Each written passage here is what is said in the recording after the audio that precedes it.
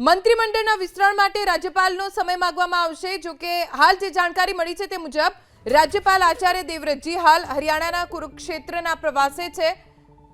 મંત્રીમંડળના વિસ્તરણ માટે રાજ્યપાલનો સમય માંગવામાં આવશે।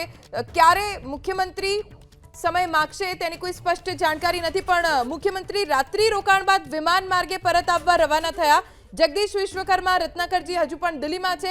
આજે પણ જગદીશ વિશ્વકર્મા અને રત્નાકરજીની કેન્દ્રીય નેતૃત્વ સાથે બેઠક સંભવ છે। એટલે જેવી રીતે અમારા સંવાદદાતા હમણાં જાણકારી આપી રહ્યા હતા કે બુધવારે સાંજથી ફોન આવવાના શરૂ થઈ જશે, જેને પણ શપથ લેવાના છે મંત્રી તરીકેના।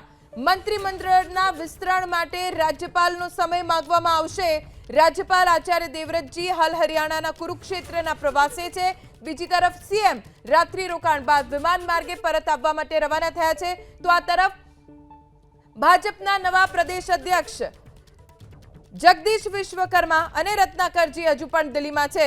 આજે પણ જગદીશ વિશ્વકર્મા અને રત્નાકરજીની કેન્દ્રીય નેતૃત્વ સાથે બેઠક સંભવ છે।